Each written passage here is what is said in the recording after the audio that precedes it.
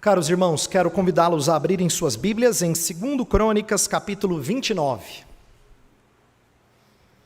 Pastor, o senhor não leu esse texto da outra vez? Sim, eu li a primeira metade. Agora vai ser a segunda metade.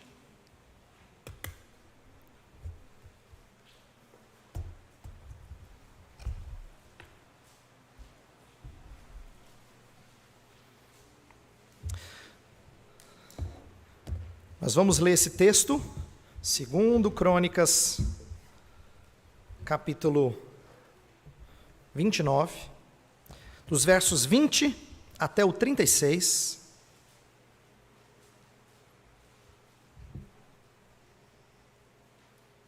Eu intitulei essa mensagem, Por que adoramos como o fazemos? Isto é, por que a gente faz do jeito que a gente faz? Por que adoramos como o fazemos? Ouça a leitura da palavra de Deus, preciosa e enriquecedora para as nossas vidas, fonte da nossa instrução. Então o rei Ezequias se levantou de madrugada, reuniu os príncipes da cidade, subiu à casa do Senhor, mandou trazer 7 novilhos, 7 carneiros, 7 cordeiros e 7 bodes, como oferta pelo pecado a favor do reino do santuário de Judá. E ordenou aos filhos de Arão, os sacerdotes, que os oferecessem sobre o altar do Senhor. Mortos os novilhos, os sacerdotes tomaram o sangue e o aspergiram sobre o altar. Mataram os carneiros e aspergiram o sangue sobre o altar. Também mataram os cordeiros e aspergiram o sangue sobre o altar. Para oferta pelo pecado, trouxeram os bodes perante o rei e a congregação e puseram as mãos sobre eles. Os sacerdotes os mataram e com o sangue fizeram uma oferta pelo pecado ao pé do altar, para expiação de todo o Israel, porque o rei tinha ordenado que se fizesse aquele holocausto e oferta pelo pecado por todo o Israel. Também estabeleceu os levitas na casa do Senhor com símbolos, alaúdes e harpas, segundo o mandado de Davi e de Gade, o vidente do rei, e do profeta Natã, porque este mandado veio do Senhor por intermédio de seus profetas. Estavam, pois, os levitas em pé com os instrumentos de Davi e os sacerdotes com as trombetas. Deu ordem Ezequias que oferecessem o holocausto sobre o altar. Em começando o holocausto, começou também o cântico ao Senhor com as trombetas, ao som dos instrumentos de Davi, rei de Israel. Toda a congregação se prostrou quando se entoava o cântico e as trombetas soavam. Tudo isto até findar-se o holocausto. Tendo eles acabado de oferecer o sacrifício, o rei e todos os que se achavam com ele prostraram-se e adoraram. Então o rei Ezequias e os príncipes ordenaram aos levitas que louvassem o Senhor com as palavras de Davi e de Asaf, o vidente. Eles o fizeram com alegria e se inclinaram e adoraram.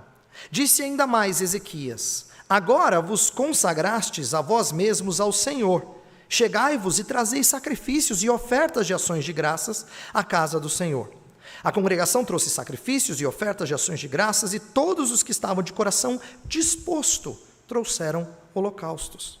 O número dos holocaustos que a congregação trouxe foi de 70 bois, 100 carneiros e 200 cordeiros. Tudo isto em holocausto para o Senhor. Também foram consagrados 600 bois e 3.000 ovelhas. Os sacerdotes, porém, eram muito poucos, e não podiam esfolar a todos os holocaustos, pelo que seus irmãos os levitas os ajudaram até findar-se a obra e até que os outros sacerdotes se santificaram, porque os levitas foram mais retos de coração para se santificarem do que os sacerdotes.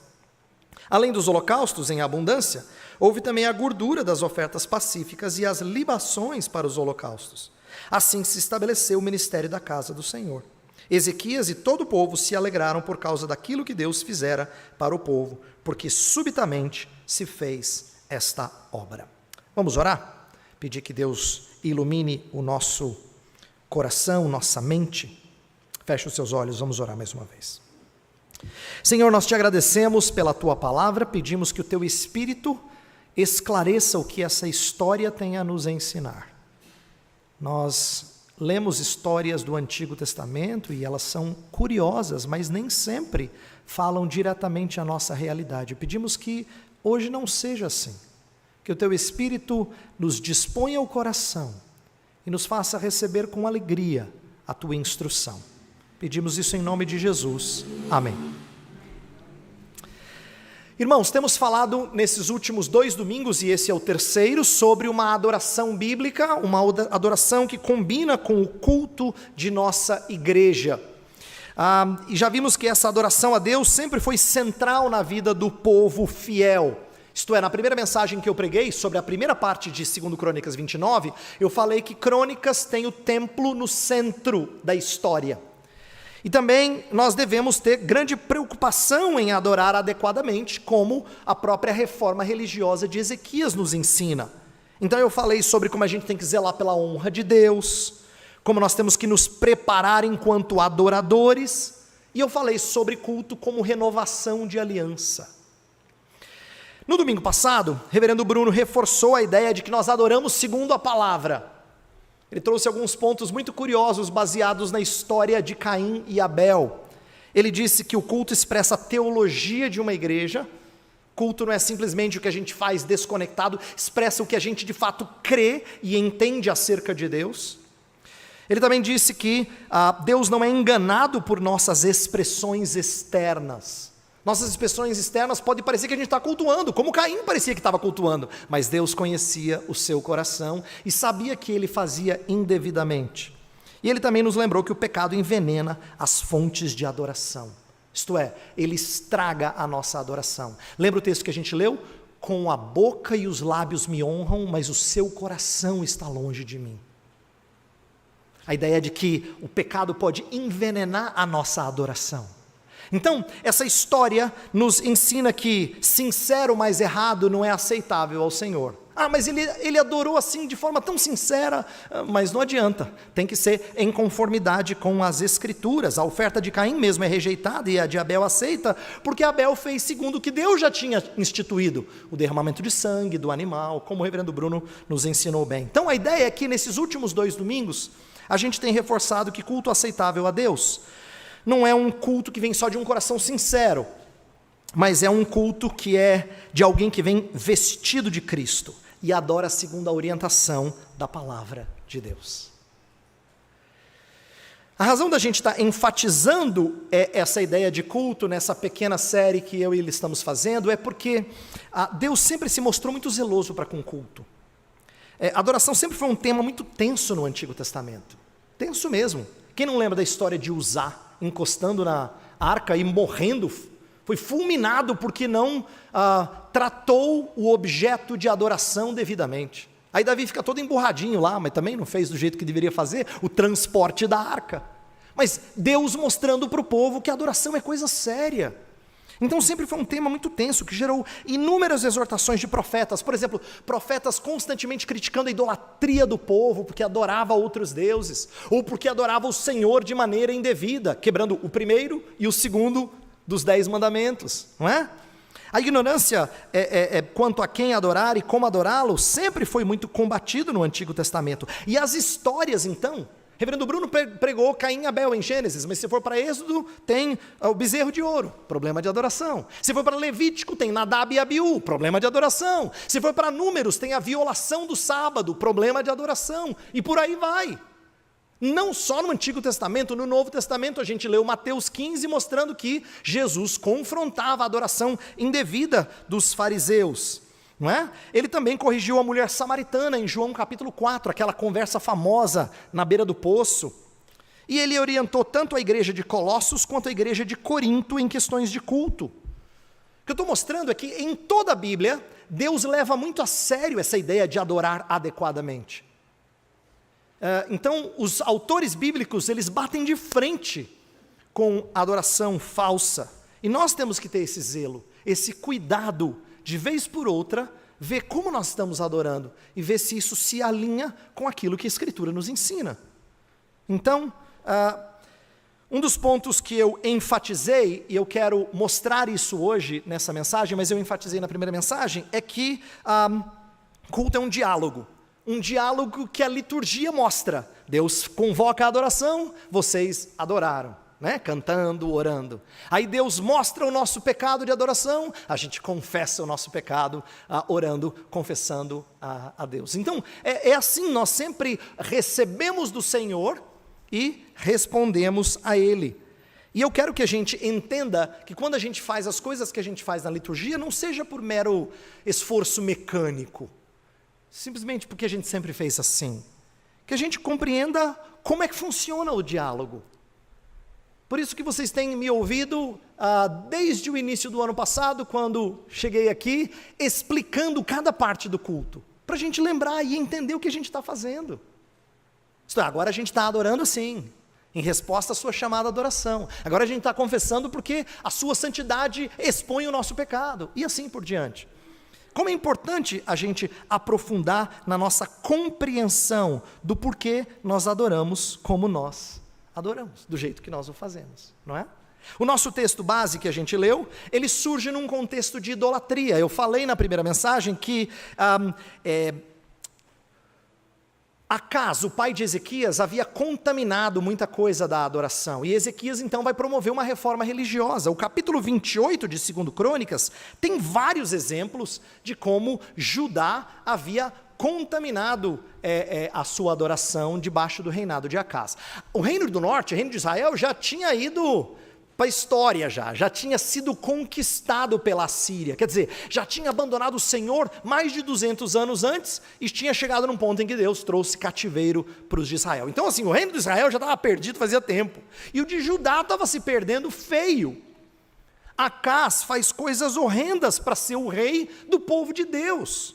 Por exemplo, ele fez ídolos a Baal, ele praticou sacrifícios idólatras, fechou a porta do templo. Quando Ezequias reabre o templo, é porque literalmente o santo lugar e o santo dos santos estava fechado. O templo era usado só na corte, vamos dizer, a parte de fora. Você imagina a que ponto o rei chegou de fechar o lugar da presença do Senhor Deus.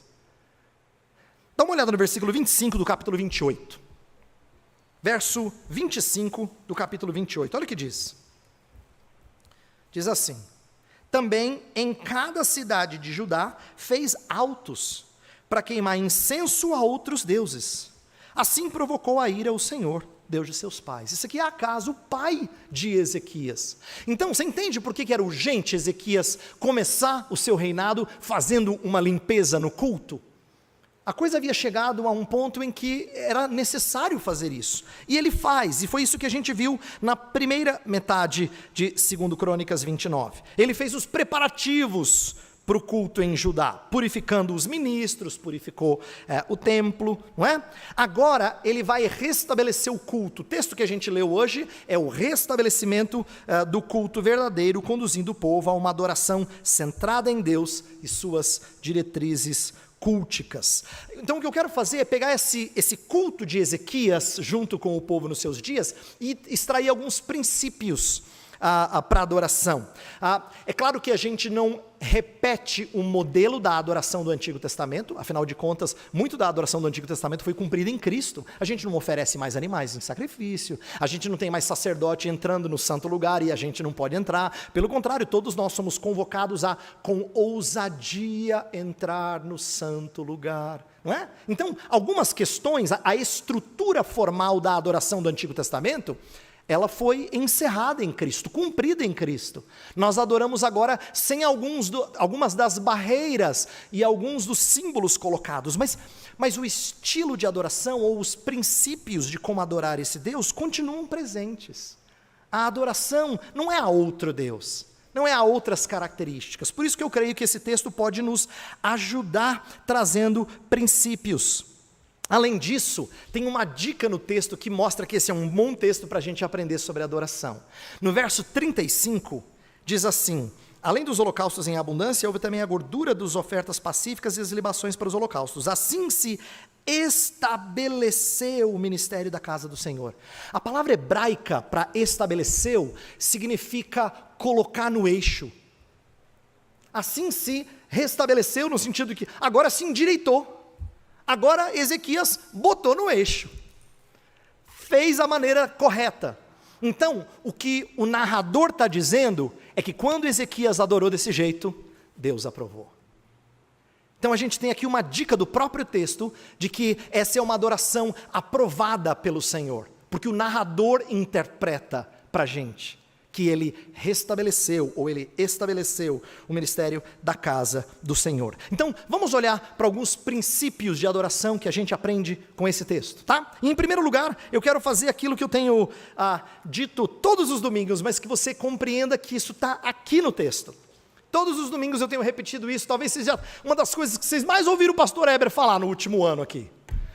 Pastor, de novo, lá o pastor falou de novo. Ele já falou, mas ele falou de novo, né? Mas eu quero que você veja que isso aqui está presente no texto.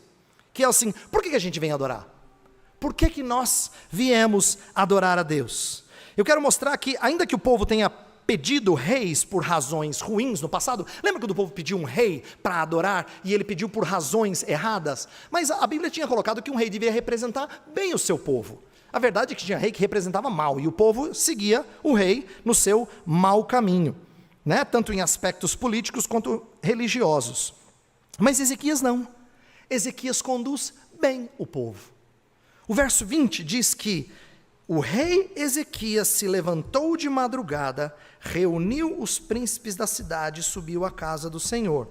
Então ele conduz os líderes na adoração. E depois no versículo 31 fala, disse ainda Ezequias, agora vos consagrastes a vós mesmos ao Senhor, chegai-vos e trazei sacrifícios e ofertas de ações de graça à casa do Senhor. E a congregação fez isso, isto é, ele conduziu primeiro os líderes, depois ele conduziu o povo de Deus. E o povo respondeu, os líderes responderam e o próprio povo respondeu a Ezequias. Isto é, o que a gente vê aqui é o povo respondendo a um bom rei. É verdade que muitas vezes o povo respondia a um rei que era mau, não é? E respondia mal e adorava de maneira pagã. É o que tinha acontecido nos dias de Acaso, seu pai. Mas nos dias de Ezequias conseguiu fazer uma coisa extraordinária. O que fazia de um homem, um rei que era reto perante o Senhor? É quando ele era mero intermediário e condutor ao grande rei, que é o nosso Senhor Deus. Olha que interessante, Ezequias conseguiu levar o povo a entender que na verdade tudo que estava acontecendo era obra de Deus, embora ele fosse o líder de tudo isso. Olha que interessante, versículo 36, dá uma olhada.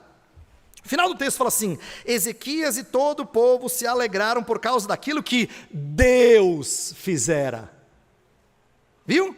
Deus fizera para o povo, porque subitamente se fez essa obra. Ele poderia ter dito assim, Senhor, graças a Deus que eu pude aqui conduzir bem, né? Acho que eu fiz uma boa liderança aqui, né? Ou senão os sacerdotes, dizendo, os sacerdotes não foram tão bem porque não se purificaram como deveriam, mas os levitas foram, poderiam pelo menos botar a estrelinha, né? De que se purificaram adequadamente, ou o povo porque trouxe sacrifícios, mas nada disso, ninguém recebe honra. Não é interessante isso? Agora, não significa que Ezequias não fez nada, ele não ficou passivo, ele liderou o povo em adoração. Então, embora Ezequias tenha liderado, embora os levitas e sacerdotes tenham conduzido o povo, embora o povo tenha respondido, no final da história, quem recebe glória é o Senhor, por tudo que ele fez pelo povo. Não é interessante? Sabe o que isso está ensinando para a gente? Que Deus é quem produz essa adoração. Por isso que eu tenho dito para vocês várias vezes, e é uma das coisas que eu mais falo aqui, o Senhor te convocou para a adoração. Se você está aqui, não é por mera espontânea vontade. Isso não brotou no seu coração sozinho. O Senhor te atraiu. O Senhor te atraiu. E esse é um ponto importante. Deus nos chama a adorar. Lembra, João capítulo 4, na conversa com a mulher samaritana, Jesus fala assim que o Senhor Deus procura adoradores que o adorem em espírito e verdade. Mas não pensa que ele procura alguém que vá adorar por livre e espontânea vontade. Gente, estou procurando alguém, se estiver disposto a ir me adorar. Não é assim. Quando fala que ele procura, é que ele vai atrás e ele traz para junto de si. Essa é uma das maneiras em que a adoração redramatiza a nossa redenção. Foi um ponto que eu falei 2 semanas atrás. Quando eu falei assim que o culto é uma redramatização da nossa redenção. Por quê? Porque na Escritura sempre o Senhor vai atrás do perdido.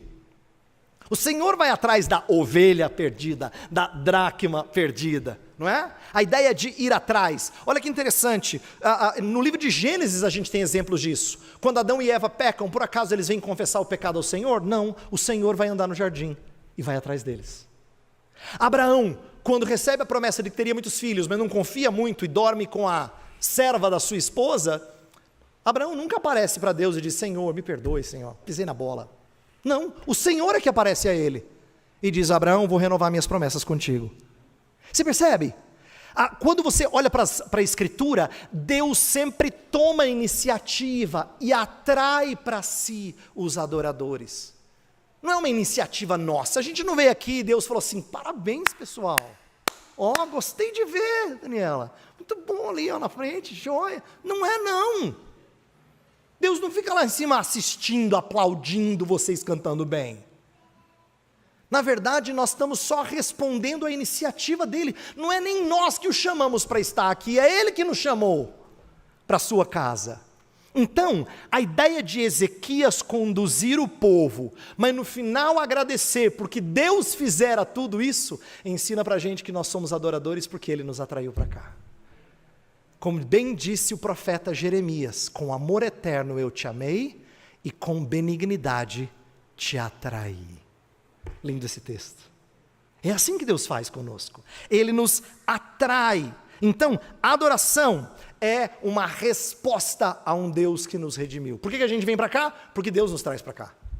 Porque Deus remiu o seu povo e trouxe o seu povo para esse lugar de adoração. Inclusive, no versículo 31, fala que toda a congregação, todo que estava de coração disposto, trouxe holocaustos. Não é interessante essa expressão? Sabe por que é interessante? Que no final diz que Deus fizera tudo. Quem é que dispôs o coração deles para adorar? O próprio Deus.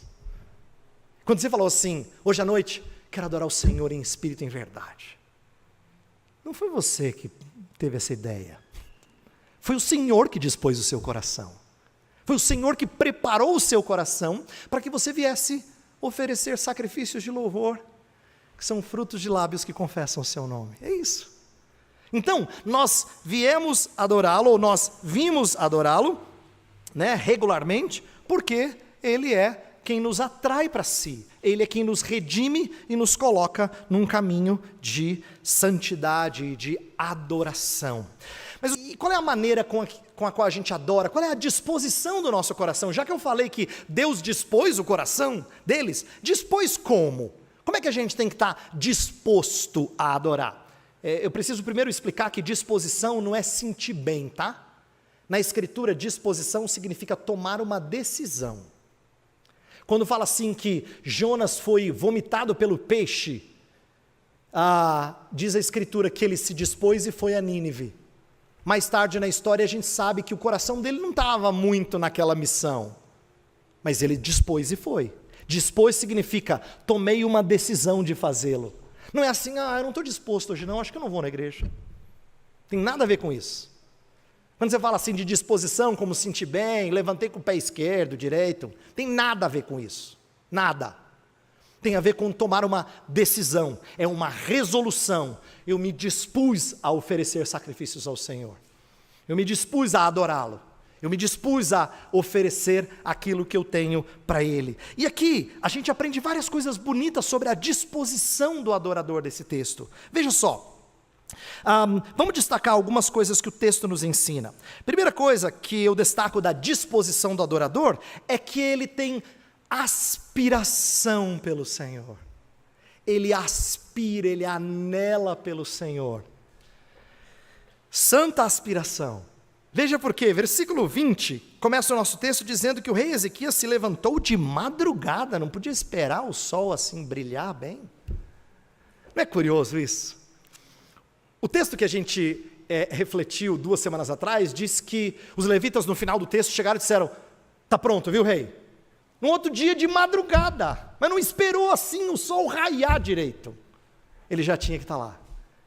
Sabe o que isso me lembra? Os textos de Salmos que falam assim: Senhor, como a corça suspira pelas águas, assim a minha alma tem sede de Ti.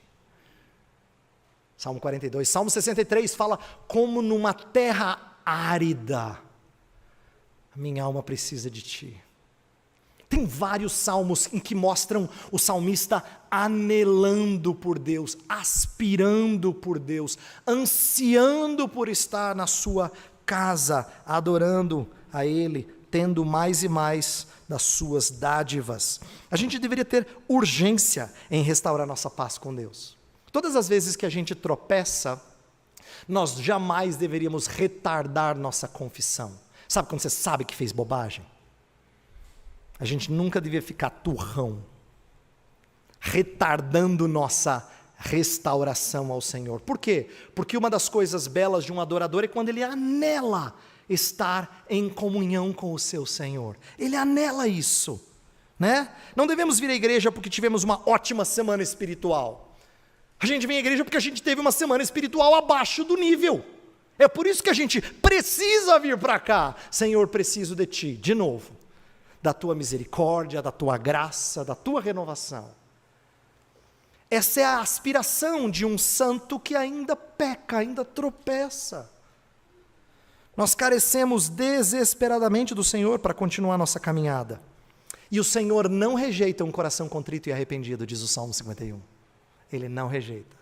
Então, aqui, primeira coisa é, Ezequias tinha conduzido o povo em arrependimento, eles fizeram toda a preparação para o culto. No outro dia, nem esperou o sol raiar, vamos logo.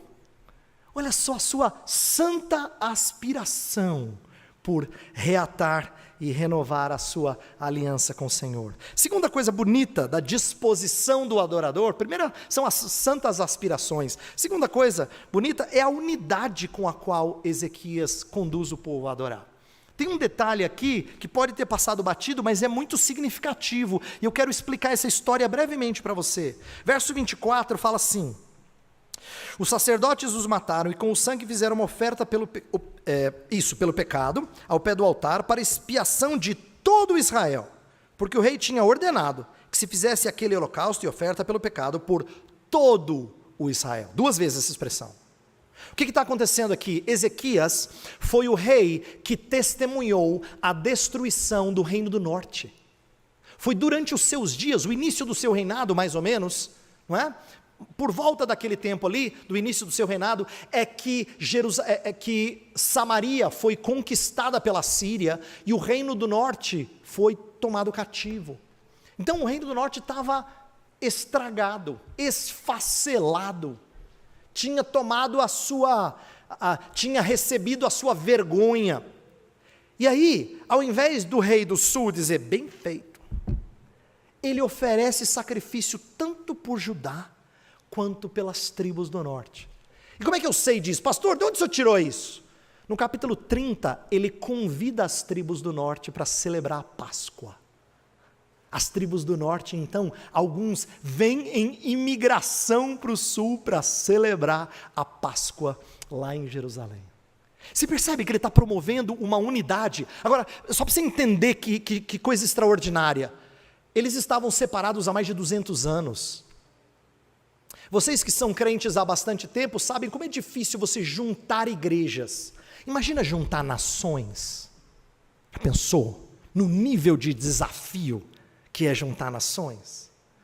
Ezequias não consegue fazer grandes coisas, mas ele tem aspirações que combinam com o que Deus prometeu, através do profeta Ezequiel que faria, que ele reuniria as nações debaixo de um mesmo povo. Então, o que eu quero explicar a vocês é que a atitude de Ezequias de dizer, ofereça sacrifício por todo Israel, expressa o que a gente devia fazer no culto. Nós temos que nos esforçar em prol da unidade. É uma pena que culto tem sido, ao longo das últimas décadas em especial, eu não tenho informação que foi assim no passado muitas vezes, ocasionalmente, mas pouco, mas nas últimas décadas parece que culto é motivo de divisão entre as pessoas. Em várias denominações, não importa o que, é motivo de discórdia. E é uma pena isso, porque deveria ser um lugar que melhor expressa a nossa unidade. Quer ver um texto interessante? Mateus capítulo 5 fala assim, se o teu irmão tem alguma coisa contra ti, na hora de você oferecer o sacrifício, vai acertar-se com ele e depois vem adorar. Por quê? Porque Deus sempre quis que o culto fosse a expressão mais visível e bela da nossa comunhão. Daqui a pouco a gente vai participar da mesa da comunhão, que expressa a nossa unidade. Então, olha que belo, o rei Ezequias está nos ensinando a importância da gente nutrir unidade na hora da adoração. Inclusive o apóstolo Paulo abordou essa questão da unidade repetidas vezes na epístola aos Coríntios, Filipenses, porque ele quer que a adoração expresse unidade. Então eu falei de santas aspirações, desejo de aproximar-se do Senhor, falei de unidade. Alegria é uma coisa que está no texto, mas eu vou deixar para falar daqui a pouco, porque está conectado com outro ponto. E a última é liberalidade nas ofertas. Olha que interessante a disposição desses adoradores. Nos versos 32 a 35, começa a dizer que o povo veio oferecendo sacrifício. Ofereceu 70 bois, 100 carneiros, 200 cordeiros, depois foram consagrados 600 bois, 3.000 ovelhas, e os sacerdotes fizeram isso. O sacerdote não estava muito bem preparado, mas os levitas ajudaram, e a ideia é que o povo respondeu com liberalidade. Essa é uma expressão bonita que aparece em alguns momentos de renovação espiritual na vida do povo. Por exemplo, lá em Êxodo, quando o tabernáculo vai ser construído, tem um determinado momento que Moisés fala assim: pessoal, momento de ofertas para o tabernáculo. Ele tem que pedir para parar, de tanto que vem. Ele tem que pedir para parar, literalmente, dizer: pessoal, suficiente, um montante aqui de ofertas é suficiente.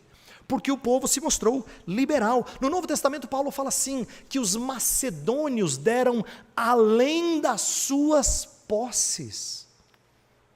Olha como culto envolve também liberalidade no que nós doamos.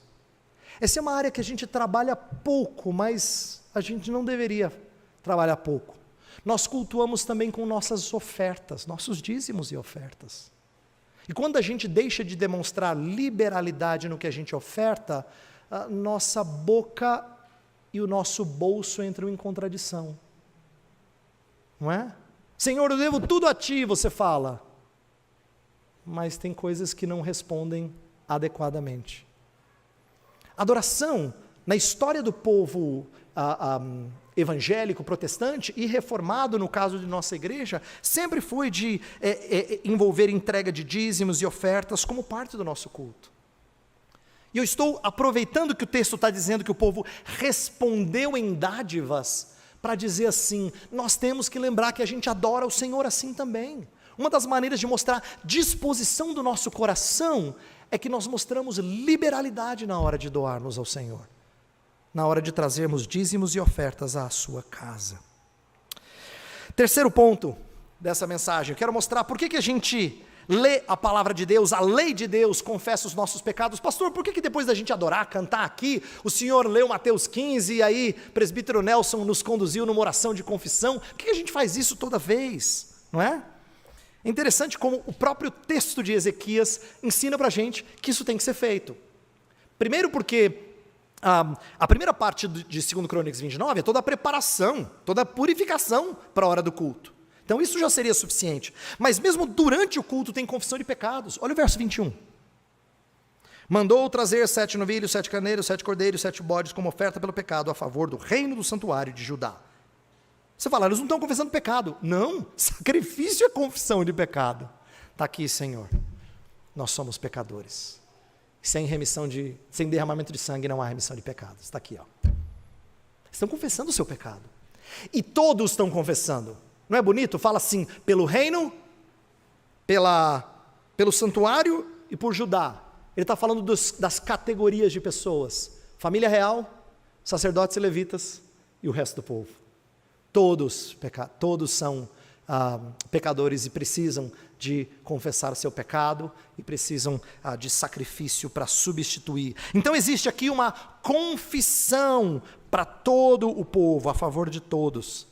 Isso lembra a gente que quando nós confessamos nosso pecado aqui como parte da liturgia, é didático do que a gente tem que fazer rotineiramente na nossa vida. Quer ver uma história que lembra que isso é rotina, que deve ser uma rotina? É quando Jesus lava o pé dos discípulos. Aí chega na hora de Pedro fala, não, o senhor não vai lavar meu pé não. E aí Jesus fala assim, se eu não te lavar, você não tem parte comigo. Aí eu falo, então capricha, dá um banho de cabeça até. E aí Jesus falou, não, você não entendeu. Quem já tomou banho, isto é, quem já se lavou, não precisa lavar de novo, senão os pés. Jesus está dando uma ilustração muito bonita aqui. Nós fomos purificados de uma vez, mas não significa que a gente ainda não suje os pés no caminhar nesse mundo. Ele toma uma prática comum, que era você entrar na casa de alguém e ter que lavar os pés, porque estava com as sandálias empoeiradas, o pé sujo. Ele toma isso como exemplo para dizer, mesmo aquele que já foi lavado, precisa se purificar regularmente. Lavar os pés constantemente. Jesus está ensinando a importância da gente confessar os nossos pecados regularmente.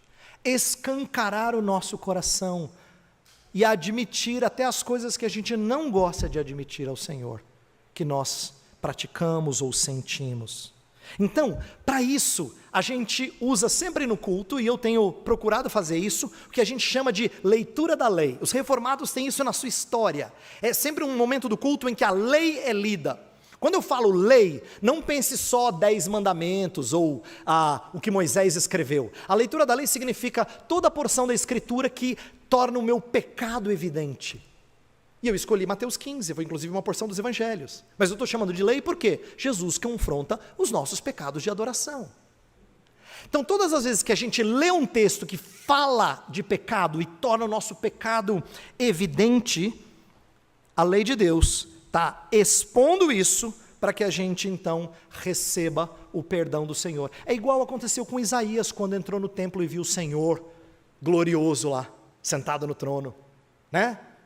Isso foi uma visão tão estupenda que Isaías só tem um jeito de responder. Ele falou, meu Deus, vou ser consumido aqui. Ai de mim. Ai de mim é uma palavra forte, a ideia, eu sou maldito, porque eu sou um homem impuro. E nós estamos falando de Isaías, tá? Não era um andarilho por aí, um homem sem rumo. Falando de um homem fiel ao Senhor que diz, ai de mim, porque sou um homem impuro. E aí, o que acontece é uma purificação dos seus lábios. Isso é emblemático do que tem que acontecer no culto. É por isso que todas as vezes que a gente confessa os nossos pecados, nós temos que ser certificados de que fomos perdoados por Ele. Vez por outra, o pastor coloca na liturgia um texto após a confissão dos pecados, para você lembrar que você foi perdoado. É a declaração de perdão, porque a lei leva a gente a confessar e a crer que nós fomos agraciados com isso. Inclusive tem um texto muito bonito, quando o povo volta do cativeiro, está no livro de Neemias, capítulo 8, depois você pode ler, em que a lei do Senhor é lida. Né? Neemias é o governador e Esdras, fala que Esdras é o sacerdote, e ele lê o texto da lei, e quando ele lê o texto da lei, o povo chora. Como assim chora? Por que ele chora? Porque os pecados deles estão sendo evidenciados. Eles acabaram de voltar do cativeiro, eles lembram por que eles foram para lá. Ficou muito nítido, só que eles tinham voltado do cativeiro. Então, todos os governantes dizem para eles assim, pode parar de chorar, hoje é dia de festa, porque o Senhor ouviu a nossa prece. Olha que bonito. Hoje é dia de celebração, inclusive fala assim, comam carnes gordas, churrasco, entendeu? A ideia é assim, hoje é dia de festejar, porque o Senhor ouviu a nossa prece. A ideia não é um dia de a gente ficar lamentando. Olha que bonito, o Senhor Deus preza o coração contrito e abatido, mas não é para a gente ficar na deprê, delongadamente, entende? É por isso que depois de a gente confessar o nosso pecado, a gente tem que dizer assim, Senhor, eu te louvo, porque a despeito de ter ofendido o Senhor tira o peso da culpa, tira o peso da culpa, e a minha alegria está em ser perdoado por ti, não é? E é isso que acontece aqui, eles oferecem sacrifícios, o Senhor se agrada, está havendo leitura da lei, confissão de pecados, sacrifícios, não é? E perdão. Outra coisa importante do texto, que é outro ponto que eu quero enfatizar aqui, por que a gente canta? Música faz parte da adoração do povo de Deus, de maneira mais intensa, desde o começo, mas de maneira mais intensa desde Davi. Davi foi o grande músico que revolucionou essa parte da adoração. Foi quem introduziu músicos, músicas, instrumentos, toda uma estrutura musical na adoração do povo. Só que o povo tinha desvirtuado isso também. Então aqui, olha que interessante, o canto faz parte da resposta de quem confessou o pecado e foi perdoado. Não é verdade que sempre que a gente confessa o nosso pecado e experimenta o perdão divino, dá vontade de cantar? Se você já teve momentos assim, preciosos com Deus, em que você rasgou o seu coração diante do Senhor, confessou os seus pecados diante do Senhor e sentiu-se perdoado por Ele. A vontade que tem é de você sair cantando, parece um anjinho assim, andando por tudo quanto é canto. Porque essa é a resposta de alegria de quem foi renovado pelo Senhor, não é? Esse é o desejo. Nós precisamos entender que esse louvor em resposta ao perdão faz parte. Daqui a pouco a gente vai cantar em resposta a essa mensagem. E tem que ser assim. Porque a nossa resposta em canto é uma resposta de quem está feliz, de quem está cheio da palavra de Deus. Inclusive, uma das coisas que Ezequias faz, que é interessante, é que ele resgata a música, mas não qualquer música, ele resgata boa música. Veja por quê. Primeiro, verso 25. Fala que ele estabeleceu os levitas na casa do Senhor com símbolos, alaúdes e harpas, segundo o mandado de Davi e de Gade e do profeta Natã, porque este mandado veio do Senhor. Em outras palavras, vamos resgatar um canto que seja bíblico. Percebe? Eles tinham desvirtuado isso, mas o desejo é de resgatar um canto que seja bíblico. Mas bíblico em que sentido? Tanto nos instrumentos, verso 26 vai mostrar. Estavam, pois, os levitas em pé com os instrumentos de Davi, e os sacerdotes com as trombetas, então tanto nos instrumentos, quanto com as próprias músicas, verso 30. Então o rei Ezequias e os príncipes ordenaram aos levitas que louvassem o Senhor com as palavras de Davi e de Asaf. Está vendo? Ele está resgatando o canto de Salmos. Davi e Asaf. Está resgatando o canto dos Salmos, que era o inário, vamos dizer assim, do povo de Israel. Então, olha que coisa bonita aqui, um resgate de música que seja bíblica, que envolva a adoração doxológica dos Salmos. Os salmos são belos porque eles colocam nossa adoração em poesia. Por isso que é gostoso nós resgatarmos o canto dos salmos, porque é poesia, não é? E toda a escritura ser expressão disso. Entenda que, quando eu falo de resgatar boa música, eu quero que a gente entenda que boa música não é necessariamente música antiga nem música nova. Boa música é música bíblica, é música que nos conduza adequadamente à adoração do Senhor. Esse é o fator decisivo para a gente cantar certas músicas. É quando elas combinam com a mensagem da palavra, não é? Então, eu quero que você compreenda que, talvez você já tenha ouvido, presta atenção, que, pastor, eu aprendi que a mensagem é o principal do culto. Só que dá a impressão de que o resto do culto é só encheção de linguiça para chegar a hora da mensagem. Na verdade, o culto todo tem que ser permeado pela palavra. Sabe por quê? Não é só quando eu prego que a palavra tem que estar evidente. A gente lê a palavra, a gente ora a palavra, a gente canta a palavra. E daqui a pouco a gente vai ver a palavra e experimentar a palavra. Entendeu? A palavra norteia toda a nossa adoração, não é só a hora que eu prego. Então, a palavra tem que permear todo o culto. E aqui tinha permeado a adoração de Ezequias. Música tem um poder muito grande, e é por isso que eu quero que você compreenda a importância da gente resgatar música boa. Eu vejo no texto de Ezequias pelo menos dois usos da música que nem sempre a gente atenta para elas. Música é veículo de expressão, mas música também causa impressão. Presta atenção nisso. Em especial você que gosta de música, presta atenção. Isso aqui é importante. Música vale para a gente expressar coisas que o Senhor disse, ou nossa devoção ao Senhor, mas também ele produz uma impressão. Quando eu falo de expressão e impressão, não significa que sempre é bom, às vezes pode expressar mal, ou expressar bem, pode impressionar mal, ou impressionar bem. Então a gente tem que entender que tipo de expressão e impressão que música tem que causar. Olha que curioso, aqui, música é veículo de ensino, a ideia de resgatar as palavras de Davi, é para ensinar o povo, conhecer a sua inódia, vamos dizer assim, né? Ele queria ensinar o povo, e música é veículo de ensino, sabe por quê? Porque a gente guarda a música, que o pastor Heber prega aqui, às vezes você não lembra, Mas o cântico, você lembra? Você fica... Não é? Música tem esse poder, não tem? E quando tem esse poder, às vezes é pro mal, porque quando você ouve música ruim no rádio, e ela não sai da sua cabeça, você fala, ô desgraça, vontade de arrancar fora, né? Porque ela gruda, ela tem esse poder. Ela tem esse poder. E quando ela não é bem utilizada, ela gruda e causa estrago. Quando ela é bem utilizada, ela gruda e enche o nosso coração de devoção adequada. Por isso que a gente tem que zelar por música que ensine bem.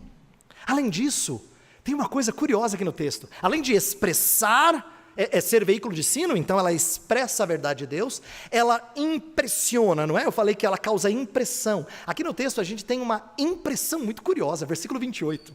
Olha só, isso aqui é impressionante. Toda a congregação se prostrou quando se entoava o cântico e as trombetas soavam. Tudo isto até findar-se o holocausto. Tendo eles acabado de oferecer o sacrifício, o rei e todos que se achavam com ele prostraram-se e adoraram. A música foi veículo para produzir tremenda reverência diante de Deus, que eles se prostraram diante do Senhor. Olha que curioso.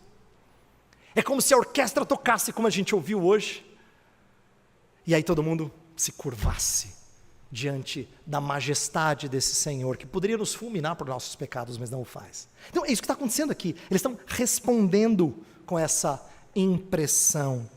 E eu quero que você compreenda que música faz isso também, ela produz reverência sem tirar alegria, porque o verso 30 fala que eles fizeram com alegria, e se inclinaram e adoraram.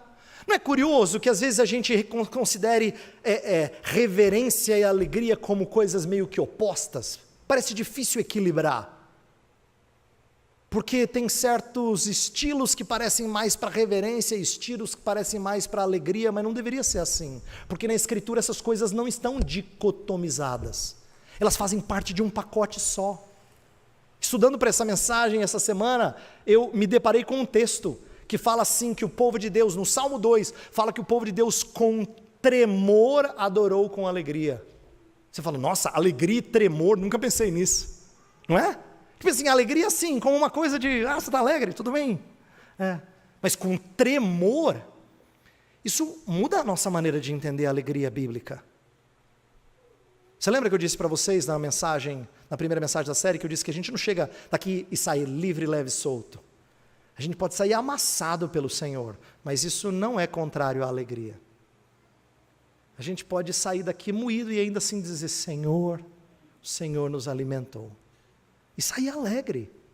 Aqui eles estão alegres e se prostram em reverência, em adoração reverente e cheia de temor e tremor. Não é curioso isso?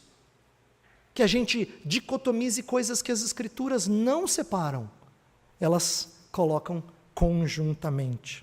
Por último, o texto fala muito de sacrifício, e eu vou falar só um pouquinho sobre isso, queria falar mais, mas não dá tempo. O texto fala tanto de sacrifício, que você fica pensando que o texto é quase que só isso. Eu acho que é uma boa ilustração de que a mensagem da cruz sempre está no centro, né? Sempre está no centro, a obra de Cristo sempre está no centro de um culto, tem que estar. E aqui o texto nos mostra isso. Porque tem sacrifício no começo, depois de música tem mais sacrifício, e tudo termina com muito sangue. Já pensou? Quando começa a falar das centenas e dos milhares de animais, todos oferecidos ao Senhor, já deu para sentir assim o cheiro de matadouro? O culto do Antigo Testamento tinha essa cena que muitos pais de hoje em dia provavelmente não levariam os pequenos para ver. Mas, na verdade, os pequenos tinham que ver. Porque era a forma dos pais ensinarem aos filhos que, por causa dos seus pecados, é que o culto tinha que ser prestado daquela maneira. Muito sangue, muito sangue. Mas isso é revelador daquilo que a gente mais fala aqui, tem mais que falar nesse púlpito. Eu, o reverendo Bruno, e quem quer que esteja pregando aqui. Ai de nós se não pregarmos o Evangelho, disse Paulo, e diremos nós. E ele falou, prego a Cristo e a este crucificado, falou para os de Corinto. A ideia é que a cruz explica todas as outras partes do culto. Por que Deus nos procura e nos chama para adorá-lo? Porque Cristo nos remiu. Porque podemos nos aproximar dele com a correta disposição? Porque ele preparou a redenção para que a gente fosse transformado pelo Espírito. Por que a gente confessa os nossos pecados e depois ouvimos o seu perdão? Porque ele pagou pelos nossos pecados. Por que a gente canta louvores ao seu nome? Porque nós somos alvo da sua redenção. Todas as outras partes da mensagem que eu falei, todas elas culminam nessa aqui. O texto está repleto de sangue, repleto de sacrifício, porque o centro do nosso culto sempre foi e tem que ser a obra de Cristo. Daqui a pouco nós vamos celebrar a ceia do Senhor. E a ceia do Senhor é uma das maneiras que o Senhor deu para tornar visível, para tornar palatável, um símbolo que aponta para a obra de Cristo. E que deveria despertar na nossa mente e coração as memórias por tudo aquilo que Ele fez por nós. Isso aqui é o centro do nosso culto. É por isso que a gente tem que pregar Cristo sempre e tem que celebrar esse sacramento sempre. Jesus, inclusive, nos convoca a fazermos até o dia que Ele voltar, quando nós tomaremos desse vinho novo no reino. Minha oração é que, com essa breve palavra a partir do culto de Ezequias, a gente compreenda que tem muita coisa que faz sentido, que a gente tem que fazer, mas que a gente busque respaldo bíblico para isso. Eu levantei apenas alguns elementos de culto, né? Falei do porquê que a gente vem, falei de qual a disposição do adorador, falei do porquê que a gente lê a lei, depois confessa o nosso pecado e é perdoado, falei de por que nós cantamos, e por que a cruz está no centro do culto. Todos esses pontos, eles são apenas alguns elementos. Eu não falei como é que o culto tem que ser, detalhes.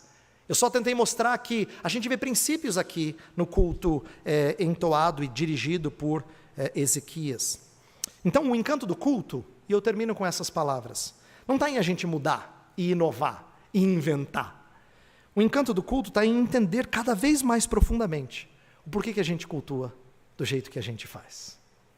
Minha oração é que você cresça a cada domingo no entendimento e no deleite do porquê você adora do jeito que você adora. Vamos orar. Senhor nosso Deus, nós temos muito a aprender sobre a adoração, porque o Senhor é grande em glória, honra, louvor, poder, e nossa adoração tem que ser condizente com a sua grandeza. Mas a verdade é que todos nós, Senhor, todos nós, somos sujeitos a pecados de adoração. E por causa disso, Senhor, nós precisamos confessá-los e clamar que o Teu Espírito nos corrija e nos faça rever e pensar e crescer no entendimento do porquê adoramos como fazemos. Então ajuda o Teu povo aqui na IPPN, aqueles que nos ouvem pela internet, que sejam zelosos por cultuar o Senhor em espírito e em verdade. Senhor, ajuda o Teu povo, conduz-nos a uma adoração alegre e reverente, conduz-nos a cantar ao Senhor com um coração disposto, conduzido pelo Teu Espírito e não por nossos próprios esforços. Abençoa o Teu povo, Senhor, e faz-nos responder adequadamente à Tua redenção. Nós oramos em nome de Cristo. Amém.